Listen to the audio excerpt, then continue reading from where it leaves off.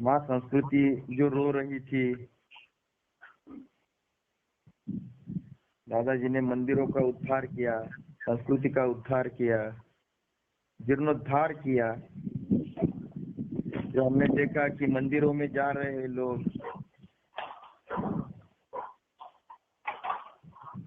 इसलिए जा रहे हैं, किस लिए भीड़ हो रही है? एक तो मांगने के लिए जा रहे हैं, या रोने के लिए जा रहे हैं, या तकरार करने के लिए जा रहे हैं। पर भगवान से मिलने कौन जा रहा है?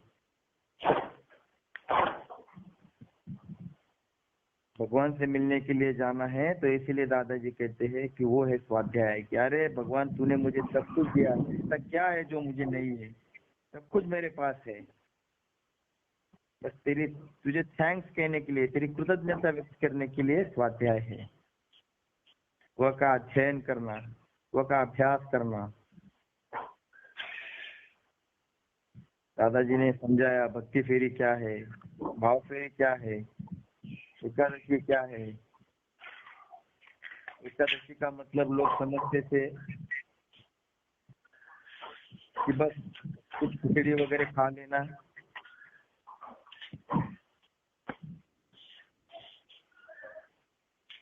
और भगवान का नाम लेना। पर एकादशी का अर्थ दादाजी ने कहा कि अगर इतना ही होता, साबूदाना की खिचड़ी खाकर अगर भगवान प्रसन्न होता, तो क्या गेहूं उसने नहीं बनाए, चावल उसने नहीं बनाए? एकादशी में सिर्फ खाने में बदल नहीं है, तो चलने में बदल है, देखने में बदल है, सोचने में बदल है।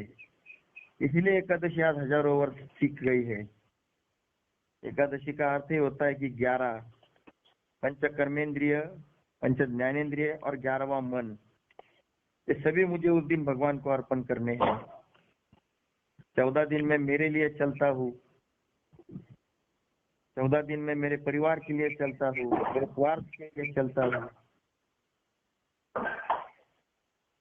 सब कुछ मैं मेरे लिए करता हूँ। पर 15वां दिन भगवान मैं तेरे लिए, भगवान ये दिन मैं तेरे लिए दूंगा, ये दिन मैं स्वार्थ के बारे में नहीं सोचूंगा, ये दिन मैं स्वार्थ के लिए नहीं चलूंगा, इस दिन भगवान तेरे लिए। इसीलिए एकादशी तिथि है, केवल खाने में बदल नहीं, चलने में बदल। जो घर की दहेली होती है वो पूछती है आज बाहर जा रहे हो, किस लिए जा रहे हो? हम कहते हैं कि हम काम धंधा नौकरी पे जा रहे हैं। अच्छा, फिर दहेली पूछती है किस लिए जा रहे हैं? हम सब्जी मंडी जा रहे हैं, हम पिक्चर जा रहे हैं, हम बीवी को घुमाने ले जा रहे हैं, हम सब जगह जा रहे हैं। सभी जगह स्वार्थ होता है। पर एकादशी जो होती है उस दिन हम निस्वार्थता से चलना होता है। इसलिए आ गई एकादशी की। इस दिन आप भगवान के लिए चलो, कम से कम 2 लोगों के पास तो जाओ, उनसे निस्वार्थता से बातें करो, उनको भगवान के बारे में, संस्कृति के बारे में 2 बातें समझाओ। इसीलिए एकादशी आई है। केवल खाने में बदल होता तो आज तक ये टिकती नहीं। हजारों साल संस्कृति ने जो दिया ऐसा चीज टिकती नहीं। इसलिए दादाजी ने इसका जीर्णोद्धार किया है। आज इसी एकादशी के दिन आज हजारों स्वाध्यायी गांव गांव में जाते हैं और भगवान का विचार देते हैं। इसी एकादशी को दादाजी ने और एक नाम दिया है कि व्रती। व्रती का मतलब होता है कि महीने में एक दिन 24 घंटा किसी गांव में जाना। आज लाखों स्वाध्यायी व्रती जा रहे हैं, महीने में एक दिन उस गांव में जाते हैं, उस गांव में रहते हैं, उस गांव में अपना टिफिन, टाइम, टिकट, ये तीनों चीजें खुद की होती है, और उस गांव में जाकर भाव फेरी करते हैं। सब दादाजी ने दिया है।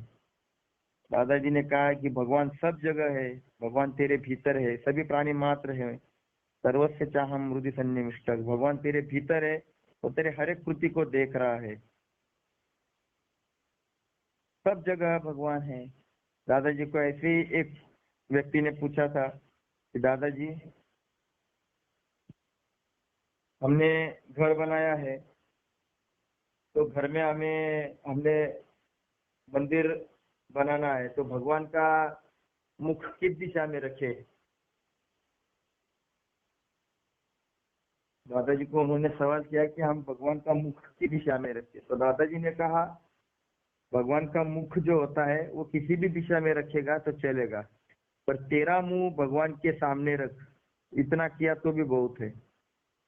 क्योंकि दिशा में क्या रखा है, अगर किसी भी दिशा में रखा और तेरा भगवान के ऊपर अगर उतना भाव नहीं, श्रद्धा नहीं है, तो फायदा क्या किस दिशा में रखने से? तो कोई भी दिशा चलेगी, फिर तेरा भगवान के ऊपर भाव चाहिए, श्रद्धा चाहिए।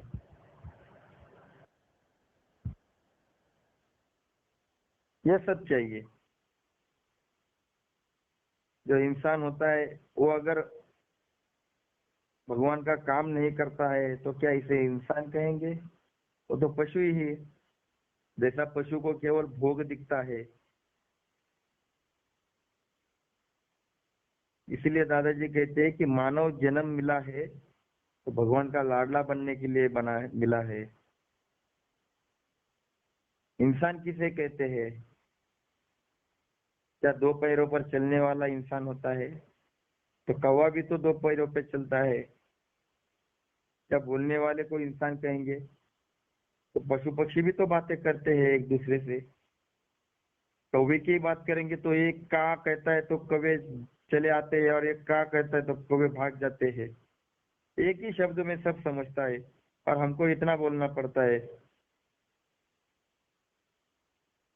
अगर हम कहते हैं समाज में रहते हैं उसे मानव कहते हैं, तो चींटियां देखो आप कितनी समाजशील है, वो कितना काम करती है, उसका अगर आप देखोगे संपूर्ण जीवन, तो वो भी अपने समाज के लिए बहुत कुछ करती है। तो फिर मानव किसे कहते हैं?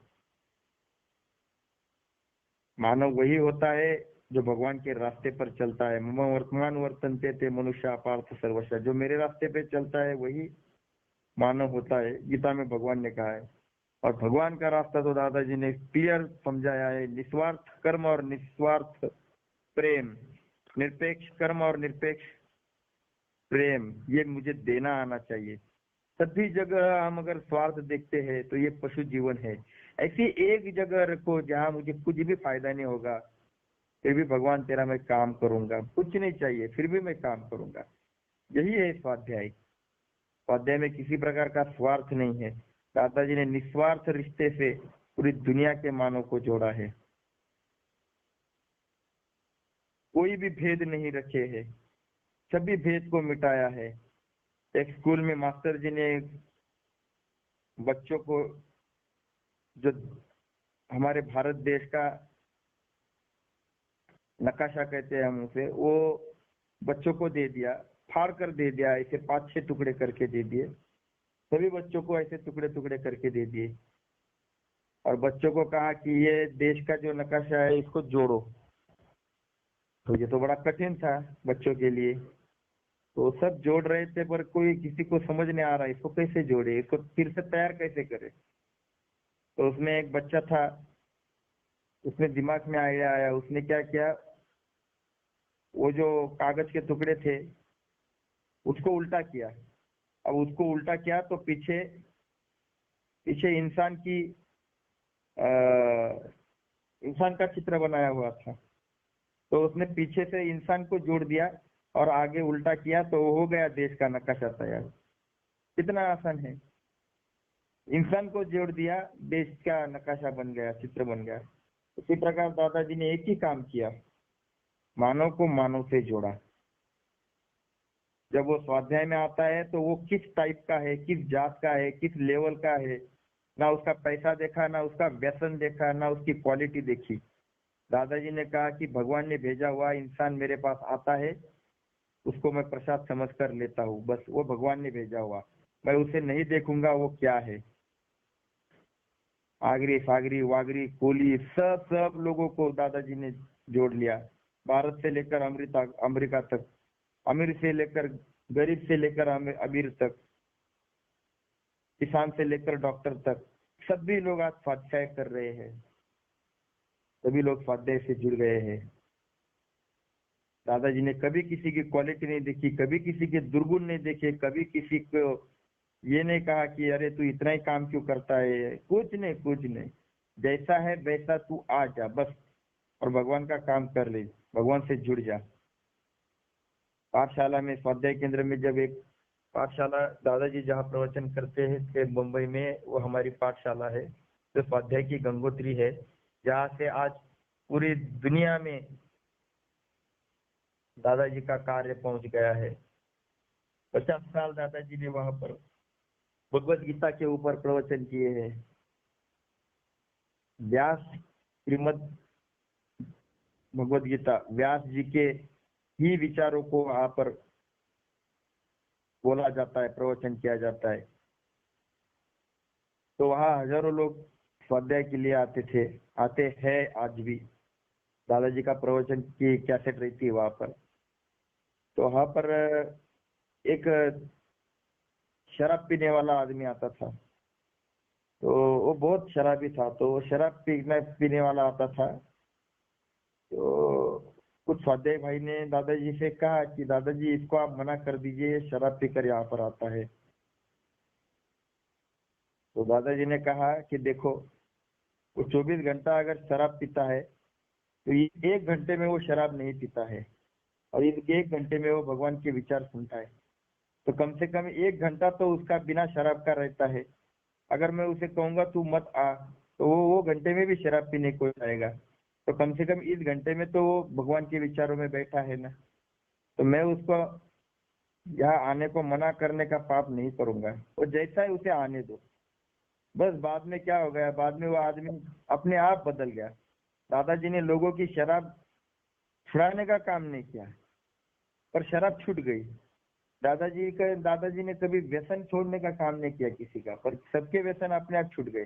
दादाजी कहते हैं कि तू अगर गलत खाना खा रहा है, गंदा खा रहा है, तू मांस खा रहा है, तू अगर शराब पी रहा है, तू अगर तंबाकू खा रहा है, टोबैको, तो तू सोच कि तू तेरे अंदर बैठे भगवान को ये क्या दे रहा है।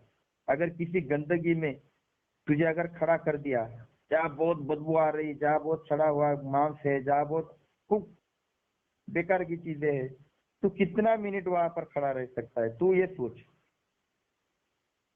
कितना मिनट खड़ा रह सकता है? तू वहां खड़ा नहीं रह सकता है। तो फिर भीतर के राम को, भीतर के भगवान को, तो ये सारी चीजें अगर अंदर डाल रहा है तो भगवान अंदर परेशान नहीं होगा? तो क्या दे रहा है अंदर, क्या डाल रहा है, तू ही सोच। दादाजी ने कभी किसी को ये ऐसा आग्रह नहीं किया। दादाजी ने केवल मस्तक बदला, बुद्धि बदली, मस्तक के अंदर का दिमाग बदल डाला है कि तू क्या कर रहा है, तू ही सोच। अपने आप लोगों ने दारू छोड़ दी कि अरे हाँ, मैं क्या डाल रहा हूँ, ये गलत बात है, ये अपने आप समझ में आने लगा। दादाजी ने आज तक किसी को भी उपदेश नहीं किया है, दादाजी ने जीवन जीने की कला सिखाई है, दादाजी ने सोचना सिखाया है, सब दादाजी ने समझाया है। स्वाध्याय से बहुत सारे फायदे होते हैं जीवन में, पर ऐसा कोई भी फायदा नहीं दादाजी ने कहा कि जिससे तुझे नौकरी मिल जाएगी, या नौकरी में बढ़त मिल जाएगी, या तेरे बच्चों को फायदा हो जाएगा। ऐसे ऐसे भौतिक स्वार्थ के बारे में दादाजी ने कुछ नहीं बताया। दादाजी ने कहा तेरा जन्म जन्म का कल्याण होगा, ऐसे गुण तेरे भीतर आ जाएंगे। ये फायदा जो है, ये कौन सा फायदा है? ये भगवान से जुड़ने का फायदा है। ये फायदा कौन सा है जो तुझे अगले जन्म में भी काम आएगा। बाकी तुझे स्वार्थ के कोई भी फायदे यहाँ नहीं होंगे। स्वाध्याय करने से वृत्ति बदल जाती है, स्वाध्याय करने से जीवन में कुछ गुण आते हैं। जैसे कृतज्ञता है, कृतज्ञता जो है वो पहला गुण आ जाता है। हमारे माँ बाप के प्रति कृतज्ञता आ जाती है, देश के प्रति कृतज्ञता आ जाती है, गुरु के प्रति, समाज के प्रति, भगवान के प्रति हमारे जीवन में कृतज्ञता अपने आप आने लगती है, सिखाने की जरूरत नहीं पड़ती है। इस स्वाध्याय में आने वाले के जीवन में ये सद्गुण आने लगता है कि मैं सबकी कृतज्ञता व्यक्त करने लगता हूँ। कृतज्ञता का मतलब दादाजी ने कहा है कि जो केवल याद रखना, इसको कृतज्ञता नहीं कहते। तो जिसने तुम्हारे ऊपर इतना सारा प्रेम किया है, जिसने तुम्हारे ऊपर इतना उपकार किया है, उसको केवल याद नहीं रखना, तो उसके प्रति कुछ करना है, ये तुम्हारी जिम्मेदारी है। जैसे माँ बाप ने तुम्हारे लिए पूरा जीवन कुछ ना कुछ दिया है, इतना सारा दिया है, तो क्या उनको केवल याद रखोगे? चलेगा? केवल इतना कहोगे तो चलेगा कि पिताजी आपने मेरे लिए कितना किया है, माँ तुम मेरे लिए कितना करती हो, आप बहुत अच्छे हो। सवेरे उठने के बाद उनका नमस्कार करेंगे, दिन भर नमस्कार करेंगे, कितनी बार नमस्कार करेंगे? आखिर माँ बाप बाद में क्या कहेंगे? अरे अभी बस हो गया, कुछ काम कर, ये बहुत हो गया, अभी अभी कुछ काम कर। तो बच्चे ने अगर काम किया और माँ बाप को नमस्कार किया तो माँ बाप को अच्छा लगेगा, और कुछ काम ही नहीं किया तो चलो बच्चा है घर में कम से कम झाड़ू पोछा किया, चक्की में से आटा लेकर आया, सब्जी लेकर आया, ऐसे घर के भी काम किए, छोटा बच्चा है तो माँ बाप को कितनी प्रसन्नता और खुशी होती है कि अरे मेरा बच्चा कितना काम करता है। और वो बच्चा फिर माँ बाप के गुणगान गाता है और नमस्कार करता है, तो माँ बाप को कितने कृतकृत्य लगता है, माँ बाप के चेहरे पर कितनी खुशी आती है। यही खुशी भगवान के चेहरे पर लाना है, दादाजी कहते हैं, और ये तुझे करना है। तो सभी भोग अपने लिए भोग, और हफ्ते में 1 घंटा तो भगवान के लिए निकाल कि इस घंटे में तुझे भगवान को थैंक्स कहना है, अपॉइंटमेंट विद गॉड। भगवान तूने मुझे इतना कुछ दिया है, मेरी किसी को जरूरत नहीं इस दुनिया में, पर भगवान तुझे है, इसलिए तो तू सवेरे उठाने को आया। अगर मेरी जरूरत तुझे नहीं होती तो तू मुझे क्यों उठाता। मैं कितना भी पापी हूँ, मैं कोई भी हूँ, कैसा भी हूँ, पर भगवान तू मुझे उठाने आता है, इसका मतलब तुझे मेरी जरूरत है। तो जब मैं उठता हूँ तो पहला नमस्कार भगवान को है। कराग्रे वसते लक्ष्मी कर मूले सरस्वती कर मध्य तू गोविंदा प्रभाते कर दर्शनम। भगवान पहला नमस्कार मैं तुझे करूंगा। ये कृतज्ञता है, ये कृतज्ञता स्वाध्याय से जीवन में आती है। जो भगवान मेरा जीवन पूरा 70 80 100 साल तक मेरी सांस चला रहा है, हार्ट चला रहा है, कुछ नहीं मांग रहा है मुझसे, तो इतनी मेरी सेवा कर रहा है, तो मेरा फर्ज नहीं उसका थैंक्स, उसका शुक्रिया अदा करूं, उसकी कृतज्ञता व्यक्त करूं। मैं तो फिर एक जानवर में और इंसान में फर्क क्या रह गया। वो भी उठता है, खाता है, सोता है, और हम भी यही करते हैं। इसलिए दादाजी कहते हैं ना हम पशु ना हम पक्षी, हम मनुष्य, हम मनुष्य है, तो हमारा पहला फर्ज है हम कृतज्ञता व्यक्त करें। तो स्वाध्याय से कृतज्ञता जीवन में आने लगती है, और इंसान भगवान के लिए कुछ काम करने के लिए मन ही मन दौड़ता है, और वो घर से बाहर निकलना शुरू हो जाता है। ये अपने आप होता है, ये किसी को बोलना नहीं पड़ता है कि अरे आप भावपुरी को जाओ, अपने आप होता है। आपको ये स्वाध्याय के विचार जिस दिन से मालूम होने लगते हैं, जैसे मालूम होने लगते हैं, आपकी मन ही मन इच्छा होने लगती है कि मैं दूसरे को बताना चालू करूं। ये अपने आप होता है। ये स्वाध्याय की क्वालिटी आपके अंदर कब आ गई आपको पता भी नहीं चलेगा। स्वाध्याय से इंसान कब बदलता है इंसान को पता ही नहीं चलता। आप दूसरों को अगर समझाने लगे, समझ लो कि आपके अंदर स्वाध्याय का एक कृतज्ञता गुण आने लगा है, पर वो निस्वार्थता होती है, स्वार्थ नहीं। स्वाध्याय से अस्मिता जीवन में खड़ी हो जाती है। जैसा मेरे भीतर भगवान है, ये आत्मगौरव खड़ा हो जाता है। मैं कोई साधारण नहीं हूँ, मैं भगवान का पुत्र हूँ। ममय वंशो जीवलोके जीवभूत सनातना। ममय वंशो, मैं किसका अंश हूँ? परमात्मा का अंश हूँ। ओम पूर्णमदः पूर्णमिदं पूर्णात् पूर्णमुदच्यते। भगवान बड़ा पूर्ण है। भगवान आधा ने, पूर्ण उसे कहते हैं जो पूरा गोल होता है। भगवान पूरा पूर्ण है, पूर्णमदः। और मैं छोटा हूं तो क्या हो गया, पर मैं भी पूर्ण हूँ। मतलब कोई भी झीरो जो होता है ना, वो आधा नहीं होता है, फिर वो छोटा हो या बड़ा हो, वो पूर्ण होता है। उसी प्रकार भगवान, तुम बड़े पूर्ण हो, हम छोटे पूर्ण है, पर हम आधे नहीं है। ये अस्मिता खड़ी होती है। क्यों? क्योंकि मैं आपका अंश हूँ। ममय अंश हूँ, मैं भगवान तुम्हारा अंश हूँ। ये अस्मिता खड़ी हो जाती है, आत्मगौरव खड़ा हो जाता है कि अरे मैं हल्का नहीं हूँ, मैं किसी भी जात का रहूंगा, पर मेरे भीतर भगवान बैठा है। अगर मैं हल्का होता तो भगवान मेरे भीतर क्यों रहता। ये अस्मिता खड़ी होती है। जैसा मेरे भीतर भगवान है, ये आत्मगौरव खड़ा होता है, वैसा दूसरे के भीतर भगवान है, ये पर सम्मान खड़ा होता है। क्योंकि दूसरा दूसरा नहीं, वो मेरा डिवाइन ब्रदर है, वो मेरा दैवी बंधु है। उससे मेरा खून का रिश्ता नहीं होगा, पर खून बनाने वाले का रिश्ता है। इससे पर सम्मान खड़ा होता है। तो वो कौन से जात का है, वो ऊंचा है, नीचा है, अमीर है, गरीब है, ये कोई देखा नहीं जाता है। उसकी क्वालिटी नहीं देखी जाती। दादाजी कहते बस उसके अंदर का भगवान को देखो। पर सम्मान खड़ा किया दादाजी ने। आत्मगौरव और पर सम्मान जहां पर आता है, वह अस्मिता खड़ी हो जाती है। इससे अहंकार जो निर्माण होता है, वो दूसरों को तकलीफ देने वाला नहीं होता है। इसलिए अस्मिता जो है वो जीवन में आती है, और अस्मिता जिसके जीवन में होती है, वो तेजस्विता से जीवन जीने लगता है। इसलिए तीसरा भी गुण जीवन में आ जाता है। जैसे कृतज्ञता जीवन में आती है, अस्मिता आती है, तेजस्विता खड़ी हो जाती है। तेजस्विता का मतलब ये है, आपने अगर किसी गुरु को किसी महाराज को ऐसे फोटो में देखा होगा कि उसके उसके माथे के पीछे ऐसा सूरज की तरह गोल गोल गोल तेजस्वी कुछ चमकता है, ऐसा है, गोल रहता है फोटो के नीचे पीछे। इसका मतलब वो तेजस्वी आदमी था। तेजस्विता का मतलब ये होता है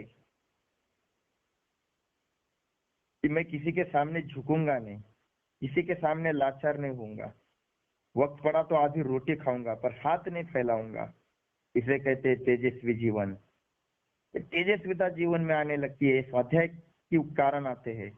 आज कोई भी नेता आता है, जब पॉलिटिक्स का वो जो होता है ना, क्या कहते हैं उसको, जो वोट मांगने आते हैं, तब अरे 100 500 1000 रुपए की नोट हमारे सामने फेंकते हैं और आदमी झुक जाता है। अरे पैसा मिल गया, चलो इसको ही वोट दे। दादाजी कहते हैं वोट किसको भी दो, हमें उससे कोई लेना देना नहीं, पर लाचार होकर क्यों देते हो? अगर आप किसी के सामने लाचार होते हो, झुकते हो, तो आप अपने अंदर के भगवान को झुकाते हो। ये बहुत शर्म की बात है। दादाजी ने तेजस्विता सिखाई, दादाजी ने स्वाध्याय के द्वारा तेजस्विता का महत्व समझाया कि अरे तू किसका पुत्र है, तू भगवान का पुत्र है। लोड़ तेजाचा छावा में चैतन्य था, मतलब तू शेर का बच्चा है, तू झुकता क्यों है, तू दहाड़ना है, तेरे को बकरे जैसा बे मत कर, किसी के सामने झुक मत। 2 पैसा कम है तेरे पास तो क्या हुआ, इससे क्या फर्क पड़ता है, तो किसी के सामने लाचार मत हो। जिंदगी भर लाचारी का जीवन जिएगा, अगले जन्म में लाचारी भी मिलेगी। इसलिए आज तेजस्विता से जिएगा तो अगला जन्म तुझे तेजस्विता से मिलेगा। तो अगले जन्म के बारे में सोचिए, लाचारी से किसी के सामने झुक मत। तेजस्विता जीवन में आ गई। स्वाध्याय से एक एक क्वालिटी आ जाती है, स्वाध्याय से भावपूर्णता जीवन में आती है। आज कोई भी काम देखो, किसी में भाव नहीं रखा है। दोस्त के ऊपर दोस्ती करते हैं तो भी स्वार्थ से करते हैं, उसके ऊपर भाव नहीं, प्रेम नहीं, हृदय से कुछ भी प्रेम नहीं। फेसबुक के ऊपर 5,000 दोस्त है, व्हाट्सएप पे 50 ग्रुप है, और कोई ऐसा दोस्त बताओ जिसके ऊपर मैं हृदय से प्यार करता हूँ, जिसके ऊपर मैं 100% भरोसा रखता हूँ। ऐसा एक दोस्त है हमारा। मन के 7वें पर्दे में भी हमें शंका रहती है, नहीं ये कभी आगे जाकर मेरा गलत फायदा तो नहीं उठाए। हजारों दोस्त है हमारे, हजारों दोस्त, एक काम का नहीं है। किसी से हृदय से आज तक प्यार किया है ऐसा कोई दोस्त? स्वाध्याय से ये भाव पूर्णता आती है। हम जब रिश्ते जुड़ते हैं, आज हमारे आप एक दूसरे से हम जुड़ गए हैं, ये भाव पूर्णता होने के कारण जुड़े हैं। बताओ, ये ना हम आज 10 लोग, 11 लोग या 12 लोग जो जुड़े हैं, कौन सा स्वार्थ रखकर हम बात कर रहे हैं, सुन रहे हैं? क्या स्वार्थ है हमारा और आपका एक दूसरे से बात करने का? कुछ भी नहीं। ये भगवान से जुड़ने की कोशिश कर रहे हैं हम, इसमें किसी भी प्रकार का हमारा स्वार्थ नहीं है। और दादाजी कहते हैं कि जो स्वार्थ रखकर आता है वो स्वाध्याय में टिकता ही नहीं है, क्योंकि भगवान से संबंध जोड़ना है तो भगवान निरपेक्ष काम करता है। और भगवान का जो हमने कल ही कहा था, समानशीले व्यसनोपि शक्कम, भगवान का व्यसन क्या है? जैसा दारू पीने वाले का जो व्यसन होता है शराबी का, उसको शराबी दोस्त जल्दी मिल जाता है। जो टैलेंटेड होगा उसको टैलेंटेड कोई मिल गया, दोस्ती हो गई। उसी प्रकार भगवान से दोस्ती वही रख सकता है जो निरपेक्ष कर्म करता है। भगवान से संबंध वही रख सकता है जो निस्वार्थ कर्म कर सकता है, निस्वार्थ प्रेम कर सकता है। तो इस कार्य में वही टिक सकता है जो निस्वार्थता से आया है। जो स्वार्थ की बदबू लेकर आया है वो कभी टिकेगा नहीं, वो छूट जाएगा, वो छोड़ देगा सब कुछ। इसलिए आज देखो, 50-50 साल हो गए, निस्वार्थता से आज लोग काम कर रहे हैं, लाखों लोग काम कर रहे हैं। हमारे जीवन में ऐसा एक काम है तो दादाजी कहते हैं करो, ये त्रिकाल संध्या, ये स्वाध्याय, भाव पीरी, ये क्या है? ये निस्वार्थता से करना है, ये भाव पूर्णता से करना है। भाव का मतलब क्या होता है? जो हृदय से निकला। गले के ऊपर तो कोई भी कहता है अरे आप बहुत अच्छी बात करते हो, अरे आप तो बहुत अच्छा हो, कितना अच्छा हो, या ऐसा गले के ऊपर जैसे भी बातें करते हैं। या घर में कोई किसी से बात नहीं करता है और बर्थडे होता है तो सैकड़ों मैसेज आते हैं, दिल से नमन, दिल से आपको शुभेच्छा, दिल से आपको अरे वाह वाह वाह वाह, कितनी सारी बातें, जैसे कि इसके मुंह से अमृत धारा बह रही है। हाँ? ये सारा फेसबुक के, व्हाट्सएप के ऊपर मैसेज है, ये गले के ऊपर के सब मैसेज रहते हैं। हृदय से क्यों कौन है? आपको भी पता चलता है कि ये सब व्हाट्सएप पे आए हुए मैसेज, ये सब टाइम पास मैसेज है। हृदय से किसने भेजा है? ये हमारे साधारण इंसान को समझता है कि हृदय से हमसे कौन प्यार कर रहा है, तो भगवान को नहीं समझता होगा? हमको समझ में आता है कि मुझसे बात करने वाला और मेरे सामने आने वाला आदमी इस स्वार्थ की बदबू लेकर आया है, ये साधारण बुद्धि के आदमी को समझता है, भगवान को नहीं समझेगा कि मंदिर में किस लिए आया, स्वाध्याय किस लिए कर रहा है, भगवान को नहीं समझ में आएगा। भगवान ऐसा ही किसी से रिश्ते नहीं जोड़ दे जाते। भगवान से रिश्ता जोड़ने के लिए मन में पूरा निस्वार्थता चाहिए। इसलिए हमने कहा कि वही जुड़कर रहता है, दादाजी कहते हैं, जो निस्वार्थता से आया है। तो ये काम करते वक्त दादाजी ने भाव पूर्णता जीवन में लाई कि तू जो भी काम करेगा, किसी भी दरवाजे को तू कड़ी बेल बजाएगा, तो आदमी अंदर कौन सी जात का है, कौन से धर्म का है, ये मत देख, सिर्फ उसके ऊपर भाव से, हृदय से प्रेम कर, देख तेरा जीवन बदल जाएगा। सभी जगह तू नहीं कर सकता है, पर ऐसी एक जगह तो रख। इसलिए दादाजी ने कहा कि बाकी जगह तू व्यवहार रख, तो स्वाध्याय में आता है ना, तब भाव पूर्णता रख। तेरा भाई है, तेरा दैवी भाई है, ये नाता जोड़, उसके ऊपर स्वार्थ मत रख। जब तू दैवी रिश्ता जोड़ता है, वहां तू व्यवहार मत कर, वहां तू भाव पूर्णता से बात कर, हृदय से बात कर। और ऐसा आज लाखों लोगों का परिवार दादाजी ने खड़ा किया है। आप इतने सब टैलेंटेड लोग हैं, ऐसा एक कार्य दिखाओ जिस कार्य में ऐसा होता है कि जहाँ पराये लोग आ जाते हैं, जय योगेश्वर कहते हैं, उनको घर में जगह मिल जाती है। ऐसा कोई भी काम नहीं है दुनिया में, स्वाध्याय छोड़ा तो जिन्होंने भरोसा हासिल किया, विश्वास हासिल किया। आज पारस जी को आप पूछ सकते हैं कि इलाहाबाद में हमने पहली बार उनसे मिले, वो हमसे पहली बार मिले थे। हम जिस घर में रख रहे थे, उस घर में हम पहली बार रहे थे। वो लोग हमें जानते नहीं, ना हम जानते थे। सिर्फ बीच में दादाजी का नाम था, जय योगेश्वर किया, और 1500 किलोमीटर हम इकट्ठा हो गए वहां पे। और उन घरों में हम 2-3 दिन थे। कितना प्रेम दिया उन लोगों ने, जैसा हम जन्म जन्म का रिश्ता है। कितना प्रेम, कैसे रिश्ता जुड़ गया, जिसको देखा नहीं, जो मालूम नहीं, फिर भी वो लोग घर में रखते हैं।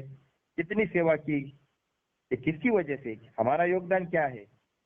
हमारा योगदान शुरू था, ये सब दादाजी का नाम से था। आज आप सब लोग हम बोल रहे हैं, आप सुन रहे हैं, क्या आपके पास कौन से ज्ञान की कमी है? और कौन सा ज्ञान नहीं मिल रहा है आपको? सब कुछ मिल रहा है, फिर हमारी बात क्यों सुन रहे? हमारे अंदर तो ऐसा कुछ भी नहीं समझाने जैसा, फिर भी आप हमारी जो जो साधारण बात है वो आप सुन रहे। ये शक्ति हमारी नहीं है, ये दादाजी की है। ये दादाजी की वजह से आप हमको सुन रहे हैं, नहीं तो हमें सुनने की आपको क्या आवश्यकता है? ये बदल दादाजी ने किया है कि भाव पूर्णता, भावमयता, हृदय से प्रेम करने की कला दादाजी ने सिखाई है। ये स्वाध्याय में आने के बाद समझ में आता है। स्वाध्याय से आते हैं समर्पण नाम का गुण। जैसे कृतज्ञता जीवन में आती है, अस्मिता आती है, तेजस्विता आती है, भावपूर्णता आती है, वैसे समर्पण जीवन में आ जाता है। समर्पण का मतलब ये होता है कि जो भी करना है पूरा समर्पण भक्ति से करना है।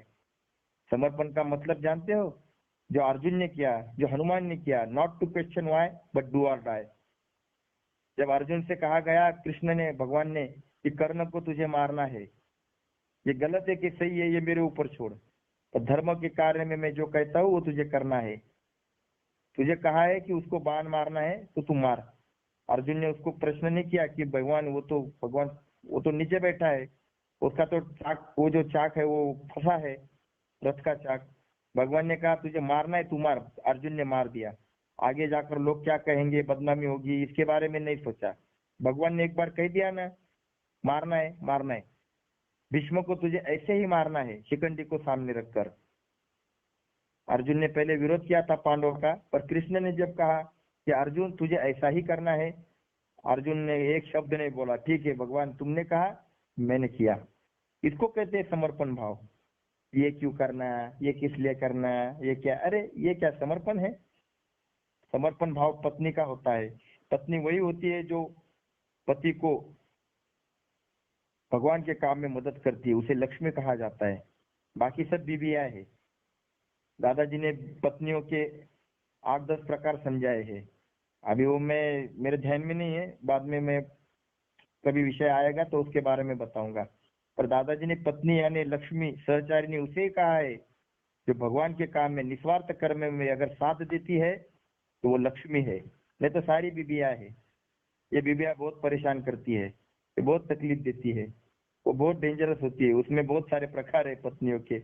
और लक्ष्मी जो होती है वो अपने पति को समर्पित जीवन जीती है। पति जैसा कहेगा वो समर्पण करती है, वो गुलाम नहीं होती है, वो समर्पित रहती है। वैसे हम भगवान के, दादाजी ने कहा कि समर्पित होकर काम करो। भगवान को समर्पित होकर काम करना सिखाया। हनुमान ने कभी प्रभु राम को विरोध नहीं किया, प्रभु राम ने कहा, हनुमान ने किया। इसे समर्पण भक्ति कहते हैं। वैसे दादाजी हमारी मातृ संस्था जो भी विषय देती है, जैसे हमारी मातृ संस्था ने कहा है कि कोई भी बात हमारी मीडिया पर नहीं आएगी, कोई भी बात हमारी व्हाट्सएप पर नहीं आएगी। तो हमारे स्वाध्याय कार्य का कोई भी एक्टिविटीज व्हाट्सएप पे आज तक नहीं आता है। जो भी हमारे मैसेज आते हैं दिए हुए मातृ संस्था से, वो मातृ संस्था का कोई भी मैसेज आपको नहीं मिलेगा। दादाजी का एक भी प्रवचन आपको यहाँ पे नहीं दिखेगा, मीडिया पर नहीं दिखेगा, कभी नहीं दिखेगा। ये सब मातृ संस्था ने कहा। हमें लगता है लाखों लोगों तक मीडिया के द्वारा पहुंचेगा। मातृ संस्था ने कहा है ना, नहीं करना, बात खत्म। हमारा दिमाग नहीं लगाने का। हमें लगता है इससे ज्यादा फायदा होगा, पर मातृ संस्था नहीं कहती है ना, बात खत्म। ये समर्पण भक्ति दादाजी ने सिखाई है। एक बार अगर स्वाध्याय में ये नियम आ जाता है, ऐसा ऐसा करना है, तो उसके ऊपर not to question why but do or die, बोलना नहीं, सिर्फ करने का काम। क्योंकि सोचने का काम के लिए टीम बैठी है ऊपर, हमें सोचना नहीं, हमें सिर्फ करना है। अगर ऐसा कहा है ऐसा करते, तो इसे समर्पण भक्ति कहते हैं। समय हो गया है, पर एक उदाहरण देकर मैं खत्म करता हूँ कि भक्ति फ्री में जब एक ग्रुप गया था, तो एक अनपढ़ महिला भी उस ग्रुप में थी, गांव की। ये जो 6 लोगों का ग्रुप गया था, तो एक डॉक्टर के पास गए थे। तो डॉक्टर के पास भी उस महिला ने कैसे भावफिरी की, मतलब जवाब कैसे दिया। लोग होशियार लोग भी भावफिरी में थे, भक्ति फ्री में थे, और वो अनपढ़ महिला भी, क्योंकि यहाँ सभी भेद मिट जाते हैं, ग्रुप में कोई भी हो सकता है आपके साथ। तो वो डॉक्टर ने सवाल किया कि आपका जो है ना, बोले तो सभी महाराज के प्रवचन टीवी पर आते हैं, सभी बड़े बड़े महाराजों के प्रवचन टीवी पर आते हैं, आपके दादाजी का प्रवचन टीवी पर नहीं आता, ऐसा क्यों? दादाजी का मीडिया के ऊपर आता कुछ नहीं आता है, ऐसा क्यों? तो उस महिला ने, वो अनपढ़ पर डॉक्टर को ऐसा जवाब दिया। उसने कहा कि देखो, गाय भैंस का बकरे का दूध बाजार में मिलता है कि नहीं मिलता है? हम खरीद सकते हैं, मिलता है ना? बोले हाँ। माँ का मिलता है क्या? माँ का दूध नहीं मिलता है, माँ का दूध माँ के पास ही मिलता है। उसी प्रकार हमारे दादाजी माँ है, उनसे जो भी हमें मिलता है, जो भी विचारधारा अमृत धारा मिलती है, वो उनके पास ही मिलती है। और उनको पास चाहिए तो उनके पास जाना पड़ता है, वैसे बाजार में नहीं मिलती है। कि टीवी पे आना मतलब बाजार में आना है। दादाजी का सुनना है, दादाजी का प्रवचन सुनना है, दादाजी का अमृत धारा सुननी है, तो स्वाध्याय केंद्र में ही जाना पड़ेगा, बाहर कभी कुछ नहीं मिलेगा। ये सब सेल्फ, ये जो है खुद के ऊपर बंधन स्वाध्यायी ने लगा लिए, कभी कोई कुछ मैसेज फॉरवर्ड नहीं करेगा। इसीलिए ध्यान में रखना है। इसलिए मैंने ग्रुप में भी कहा होगा कि हमारा कुछ भी स्वाध्याय का एक्टिविटीज ग्रुप में नहीं आता है। जो भी मैसेज होते हैं हर्ट टू हर्ट और हार्ट टू हार्ट होते हैं। दादाजी ने इंसान को जोड़ा, दादाजी ने वसुधैव कुटुंबकम कृण्वन्तो विश्वम आर्यम, ये आर्य की जो गर्जना है दादाजी ने सिद्ध करके दिखाई है। आज लाखों लोगों का परिवार, लाखों लोग एक विचारधारा से जी रहे हैं। यहाँ पर भीड़ नहीं है, यहाँ पर फॉलोअर्स नहीं है, यहाँ पर दादाजी ने भगवान का काम करने वाले भक्त, सच्चे भक्त खड़े किए हैं। यहाँ भेदभाव नहीं है, यहाँ पर क्वालिटी है, यहाँ पर आवाज नहीं है, यहाँ पर शोर शराबा नहीं है। स्वाध्याय इज सिंगिंग एंड ये शांत और ये शांत और ये गाती हुई क्रांति है, रिवोल्यूशन। ये मस्जिद रहनुमा जो है, उन्होंने भी दादाजी के बारे में ये कहा था, ये साइलेंट एंड सिंगिंग रिवोल्यूशन है। ये सब दादाजी ने आज करके दिखाया है। लाखों लोगों का परिवार, और उस परिवार के सदस्य हम होने जा रहे हैं, ये हमारा भाग्य है। और परिवार का सदस्य होना, इसके लिए कुछ रजिस्ट्रेशन नहीं है। परिवार का सदस्य आप हो गए, ये तब समझना आप त्रिकाल संध्या करने लगे, आप स्वाध्याय केंद्र में बैठने लगे, आप भावफेरी करने लगे। ये धीरे धीरे होगा। आपकी गति आपको तय करना है। आपको चिड़िया की गति से उड़ना है या गरुड़ की गति से उड़ना है, ये गति आप तय करना। दादाजी ने कहा कि ये भगवान का रास्ता है, आपको चलना है, दौड़ना है, ये आप तय करें। भगवान के पास कितना जल्दी जाने का है, उसका लाडला बनना है, ये आप तय करें। अगले जन्म में, 10 जन्म में आपको तय करना है। इसलिए आपको अगर करना है, आप तय करें कि कब मैं स्वाध्याय केंद्र में जाऊं, कब मैं त्रिकाल संध्या शुरू करूं। भगवान का आपका जोड़ना आपके ऊपर है। ये सारे क्वालिटी स्वाध्याय से आते हैं। तो इसी प्रकार हमें स्वाध्याय से जुड़ना है, स्वाध्याय करना है, त्रिकाल संध्या करनी है। जो भी हमारे भाई है, रिश्तेदार है, उनको स्वाध्याय के बारे में समझाने की कोशिश करना है। तो आज हम यहाँ पर रुक जाते हैं। जय योगेश्वर।